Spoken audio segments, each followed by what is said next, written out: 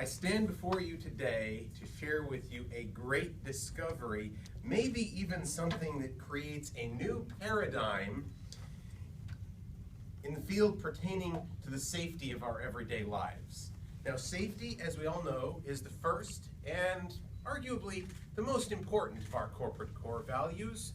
But if that isn't motivation enough to live safely, let me leave you with this disturbing prospect. If anything happens to us, we have no choice but to leave the earth in the hands of our children. Now, some of you may have kindly trained your children to be prepared for this earth-shattering responsibility. I suspect the reverse is true in at least as many cases. So let's listen up and hear how we're going to get home tonight without any construction equipment sticking out of our anatomy and in one piece.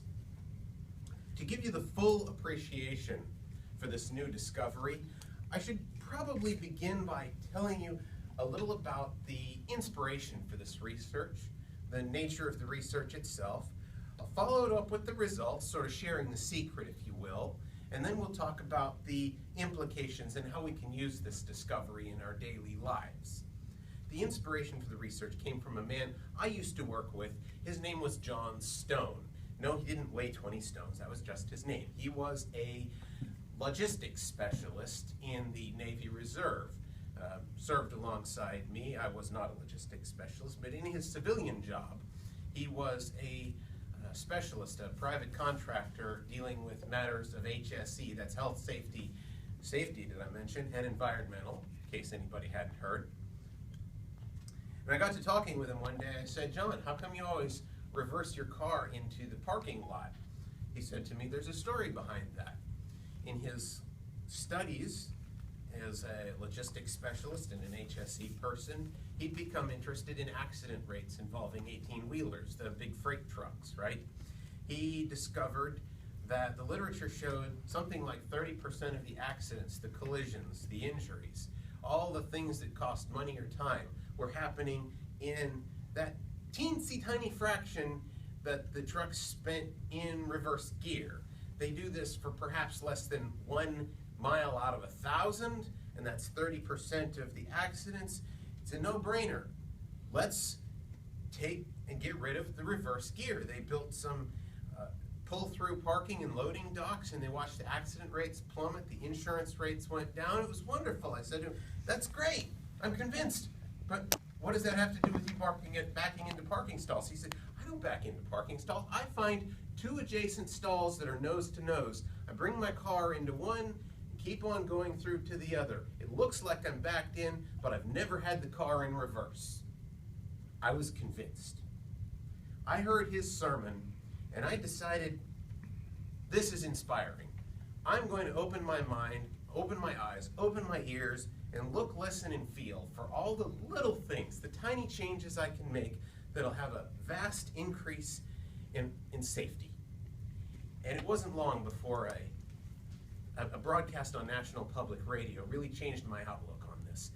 I heard that some scientists have been working on the same problem, and they discovered there's 2 moments in each one of our day. It happens to us every day, these 2 moments between which better than 95% of the reportable incidents happen. By reportable incident, I mean everything from a Band-Aid and a kiss all the way up to call the mortuary.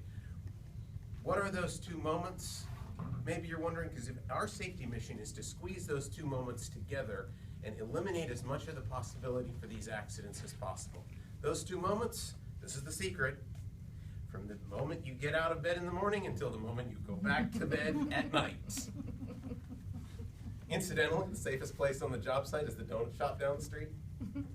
All right. This wisdom is true, but it is clearly inconsistent with mission accomplishment. In order to have a life worth living, each of us makes the decision to get out of bed in the morning and to go off and do something productive, or at least entertaining with our lives. That means we all need to find a balance between safety and mission accomplishment, whether our mission is professional or whether our mission is the enjoyment of life. I find my balance a certain way. All of you find your balance a different way. If I choose to go downhill skiing if you choose to raise cats and dogs and cats and dogs, if you choose to go car racing, if you choose to go hang gliding, who am I to criticize your choices?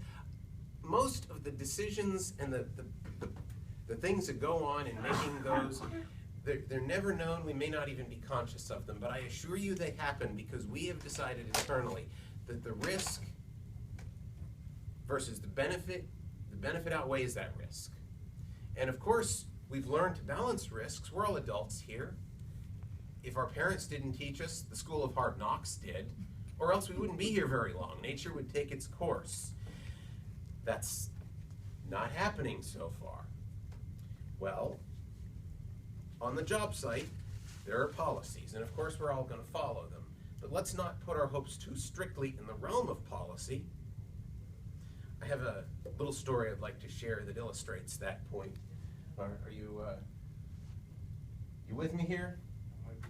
Awesome. Mr. Toastmaster, do you know about these people that pour concrete? You've seen them? Well, the specific instance, this guy had a job, he was pouring concrete. The rules said he had to wear these rubber overshoes, some people call them galoshes, because the concrete, if it gets on your skin, it's an irritant. So there he was, following the rules to the letter, until he stepped on one of these upturned bits of rebar, wasn't wearing the construction boots that common sense said he should wear, and he was hospitalized for impaling his foot. Let's review. Life is not safe. Policies are insufficient to keep us safe. The only thing that will get us home safe in one piece is a constant vigilance and awareness of all the hazards that we face every day that can maim or kill us. We need to understand how those work, and we need to respect them for the danger that they are. So friends, the next time that you feel tempted to chastise somebody for walking on the escalator, I want you to remember that same person just got behind the wheel of a 2-ton death trap and sped hurling down the highway in shifting traffic in the dark and made it here safe. They've made a risk decision. Thank you.